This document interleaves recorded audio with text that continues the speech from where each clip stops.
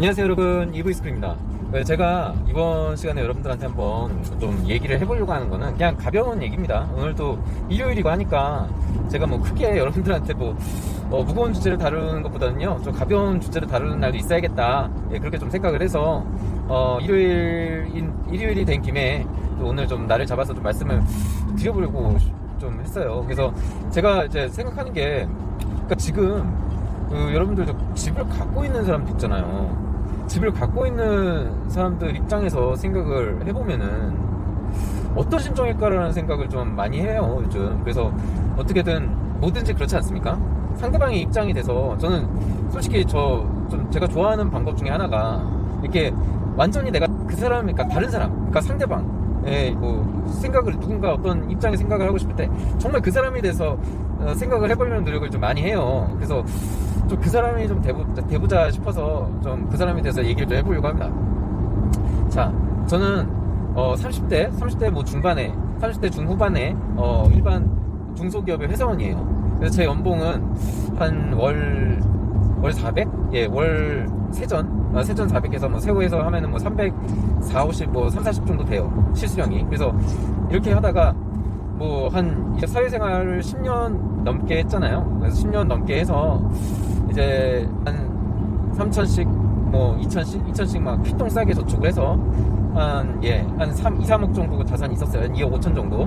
2억 5천 정도 자산이 있었는데, 이 집이 한창 이제 코로나 시국되고 결혼할 때가 된 거예요. 이제 그 나이 때 결혼할 때 됐잖아요. 이제 30대 후반에 막다 타야죠. 이제 물론 이제 요즘 결혼을 늦게 하니까 결혼하는 사람들 입장에서, 결혼 안 하는 사람들도 많고 하지만 결혼했다는 사람의 입장에서 생각해보면은 이제 결혼할 때가 된 거예요. 이제 집안에서도 막 난리예요. 엄마 아버지가 막 난리를 치는 겁니다. 빨리 결혼하라고. 그래서 어떻게 만나는 여자는 있는데, 이 여자 집안에서는 집을 굉장히 중요하게 생각하는 거예요. 그래서 집을 무조건 사야 된다. 전세로 뭐 들어가서 사는 것도 내 딸 못 준다.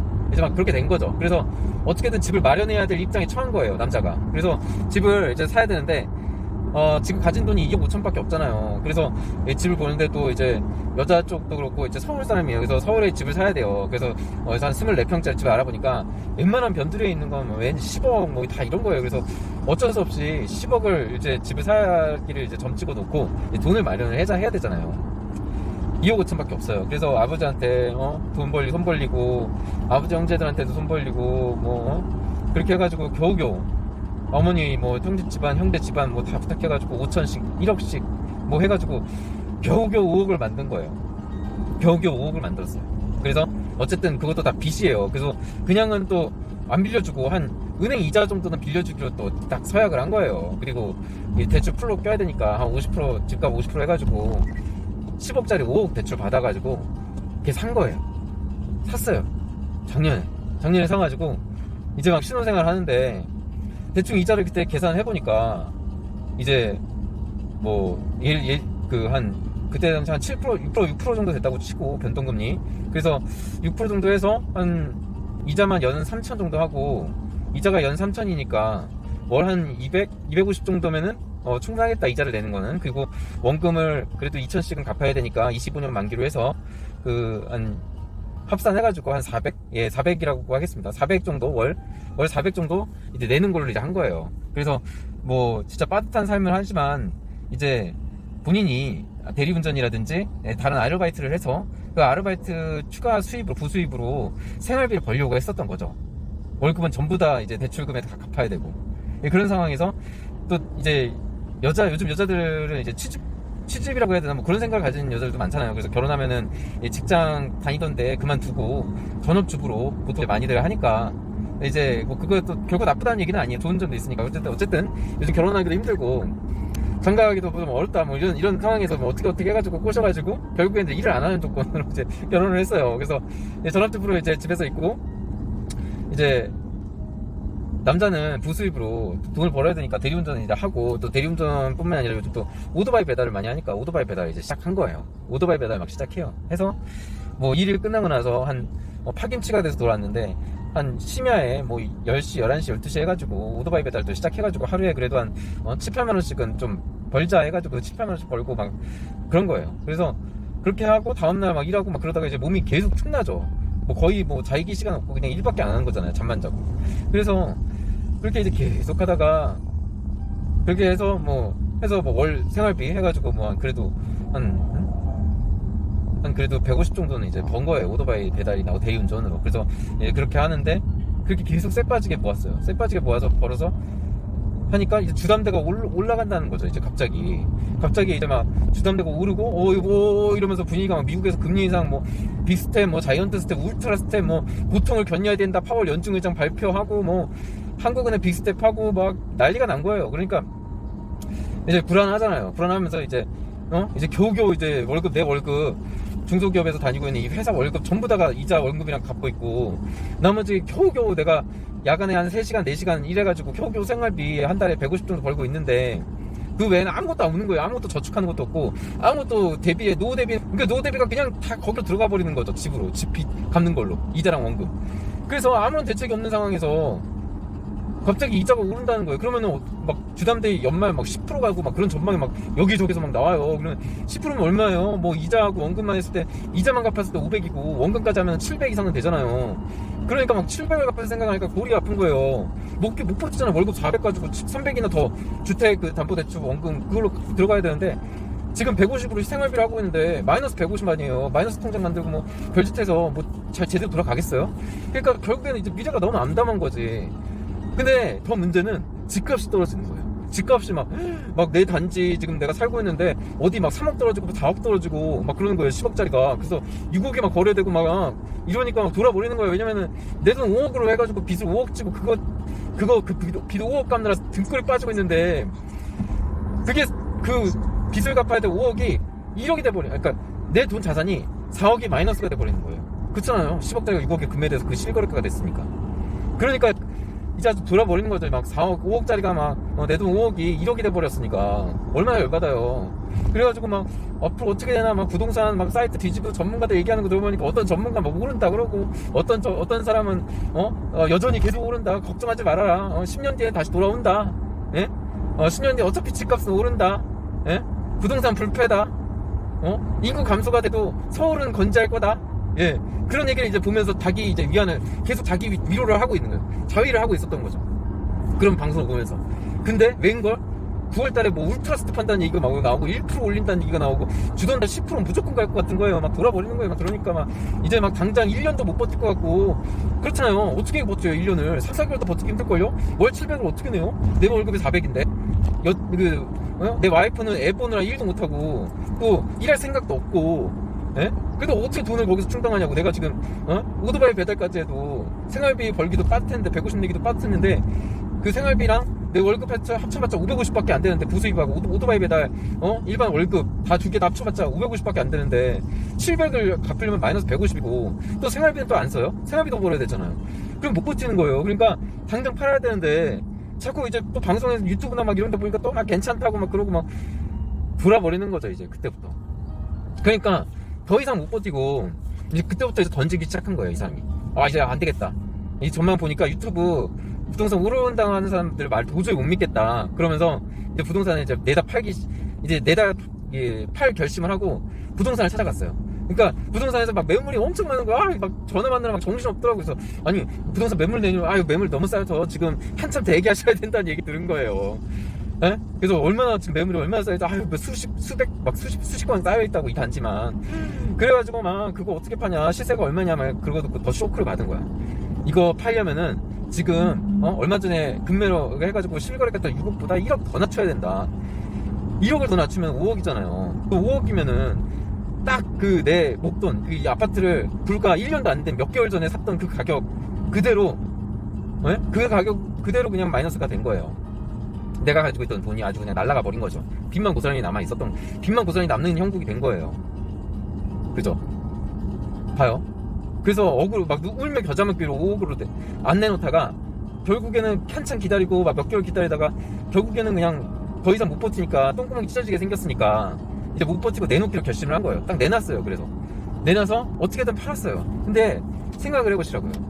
그렇게 팔아가지고 내 돈이 팔아가지고 이제 5억이잖아요. 5억에서 뭐 세금 빼고 뭐 세금 자잘한 세금 뭐 뺐다고 쳐줄게요.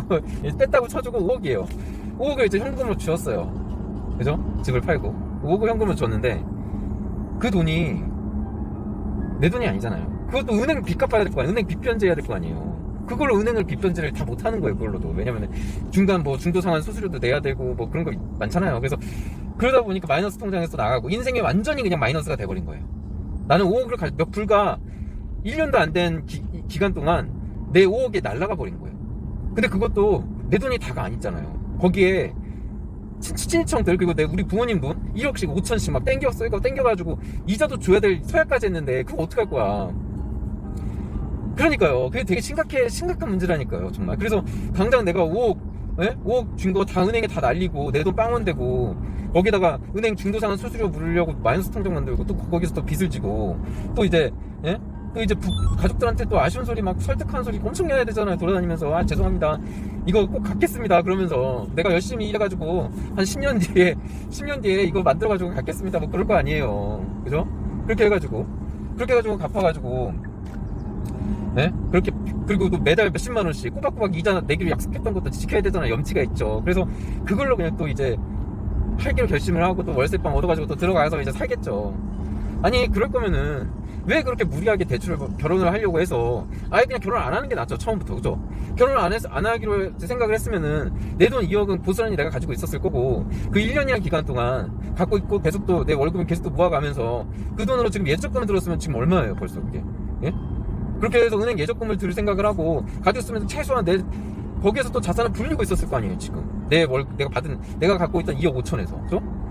그리고 부모님 돈, 가족 자산 끌어다가 안 썼으니까 가족 자산도 그대로 보존되는 거고. 그죠?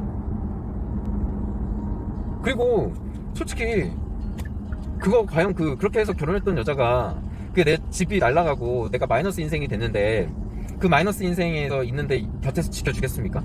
곁에서 지켜줄 여자가 과연 얼마나 될까요? 그렇게 일 안 하겠다고 하고 계속 전업주부로만 하면서 그런 조건으로 결혼했던 그 상대방이 내가 이렇게 좀 어려운 처지가 되고 마이너스 인생, 마이너스 통장이 된 이 상황에서 곁을 지켜줄까요? 떠나요. 웬만한 여자들은 다 떠날 겁니다. 다 떠나요. 그렇게 만난 여자인데 그렇게 그런 게 없이 그냥 만났던 여자인데 그 조건이 열악해지고 견디기 힘들어지면 도망가 버려요. 그럼 어떻게 돼요? 완전히 그거는 제가 지금 얘기하기도 참 깝깝하네요. 그런 인생이 돼버리는 거예요.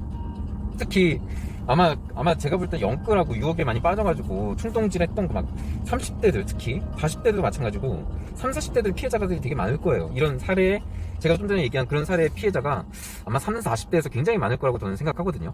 왜냐면은 어쨌든 코로나 시국이긴 하지만 결혼을 또 해야 될 나이가 됐다는 거고 결혼을 굳이 그 시기에 했던 거는 그리고 더 이상 미룰 수가 없었던 거고 또 여러 가지 그러니까 남녀의 나이가 한 35살?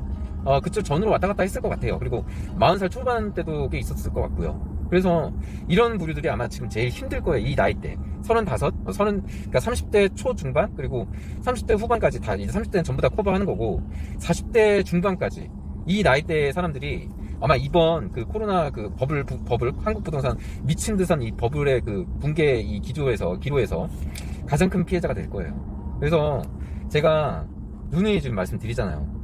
지금이라도 빨리 파셔야 돼요. 지금 더 지나가면요.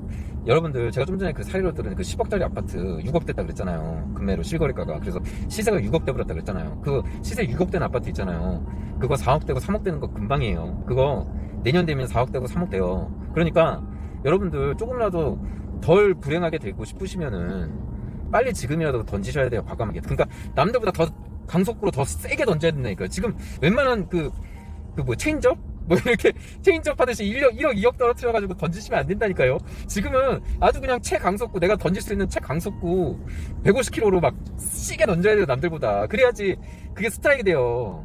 예? 지금 어지간한 던지는 걸로는 안 통한다고요. 왜냐면은 제가 여러분들 다 아실 거예요. 제 구독자분들은 아주 단골 메뉴 있잖아요. 제 단골 메뉴. 다 부처님 됐어요. 다 부처님이 됐어. 아무도 안 급해. 급한 사람 하나도 없어요. 급한 사람 이미 다 샀어. 살 사람들은 이미 다 샀어요. 최소한 향후 한 5년 이상은 기다려야 돼. 수요자가 새롭게 진짜 실수요자들이 이제 집을 구하려고 나타나기 시작하는 건 5년 뒤에요. 이미 너무 많이 땡겼었고 그리고 그때 안 산 사람들은 일부러 지금 보고 있는 거야. 어차피 그 가격이 그냥 개 거품 가격이라는 걸 알고 있으니까 내 돈을 왜 거기다가 개 거품 가격에다가 그냥 날리냐 이거예요. 여러분들의 피 같은 돈을 거기다 쉽게 날리겠어요? 못 날리죠. 그러니까 안 사는 거야. 아예 안 살 결심을 한 사람들이에요. 지금 쳐다도 안 볼 사람들이에요. 지금 팝콘 먹으면서 매일매일 뉴스 보면서 부동산 살려고 보는 게 아니고요. 아, 내 집 점점 없어지네 이렇게 도바지는 게 아니고요. 아직 들떨어졌네. 좀 더 팝콘 더 많이 먹어야겠다. 팝콘 많이 사뒀나? 이렇게 생각한다니까요.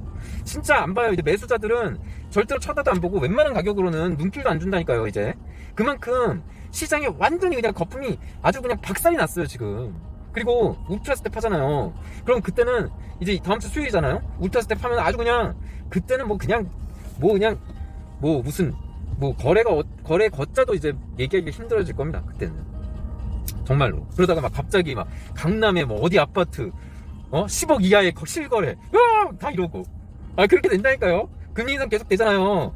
그런 일 나와요. 분명히 나와요. 그렇게 돼요. 왜냐면은 사람들이 그렇게 다 현금으로, 부자들도 현금 주고 살지 않고 현금이 그렇게 많이 보여지도 않을 뿐더러 현금 유동성이 굉장히 귀해진 때가 됐잖아요. 금리 인상하면은 여러분도 아시다시피 현금이 굉장히 귀해져. 왜냐면 그 돈을 벌어오기가 굉장히 안정적이고 쉬운 거야. 돈을 가지고 있으면은 그 돈만큼 돈을 벌어오는 거예요. 그죠? 돈을 벌어올 수 있어. 근데 현금이 없으면은 아무도 못해. 남의 돈을 빌리기가 굉장히 힘들어지고, 남의 돈을 빌리면은 굉장히 부담되고, 아주 그냥 남의 돈, 빚이 엄청나게 무서운 존재라는 거를 절실하게 깨닫는 시기거든요, 지금이. 그러니까 아무도 빚을 지지 않으려고 하고 현금으로만 하려고 하고, 그만큼 현금을 빌리기가 그러니까 현금으로 돈을, 아까 얘기했듯이 현금이 있으면 돈을 또 빌리기가 안정적이고 쉽다 그랬잖아요. 그만큼 현금을 빌리는 사람들이 그만한 그 빚, 이자 대가를 지불하기 때문에 그 돈을 받는 거거든요. 그런 거랑 똑같은 거예요. 누군가가 필요한 사람들은 그만한 대가를 지불해야지 돈을 가진 사람들이 그만한 그 대가를 받을 수가 있는 거예요. 그 값어치를. 무슨 말인지 아시죠? 돈이 많으면 많을수록 내가 갖고 있는 파워가 세지는 거예요. 현금이. 부채는 아무런 소용이 없어요. 부채는 있을수록 내 힘을 약하게 만드는 거예요. 부채는 있을수록 여러분들을 해치는 거예요. 정말로. 그러니까 지금 제가 사례를 들었지만, 특히 제가 아까 말씀드린 30대에서 40대 중반까지 있잖아요. 일단 그분들은요, 그래도 아직은 젊은 나이에요. 요즘 워낙 60대 되고 70대에서도 막 일을 하고 그러잖아요. 물론 그러지 않으면 안 될 시기가 도래야 하긴 했지만, 어쨌든 그만한 연령이 좀 높아지고 생활할 수 있는, 그러니까 활동할 수 있는 일을 할 수 있을 정도의 어떤 그런 활동력이 되는 그런 시대가 됐어요. 어쨌든 그죠? 그러니까 여러분들은 아직 그런 걸 생각한다면은 여러분들은 아직 젊은 나이에요. 그리고 충분히 다시 시작할 수 있는 나이에요. 그러니까 지금 좌절하지 마시고 조금이라도 손해를 덜 보면서 하는 방법을 고민하시고요. 주저하지 마시고, 이제는 정말 그런 시대로 바뀌었고, 제가 또 기다리면 될 거라는 생각은 접으시라는 얘기를 항상 드렸던 게, 지금 제가 보기에는 지금의 버블은요, 두 번 다시 오지 않을 거예요. 최소한 여러분들의 삶에서요, 인생에서요, 두 번 다시 오지 않을 버블이에요. 왜? 코로나라는 시국이 두 번 다시 오기가 어려울 뿐더러, 설사 온다고 해도 미국이 절대로 이렇게 유동성을 푸는 실수를 하진 않을 거라는 거죠. 그게 이유예요. 그 두 가지가.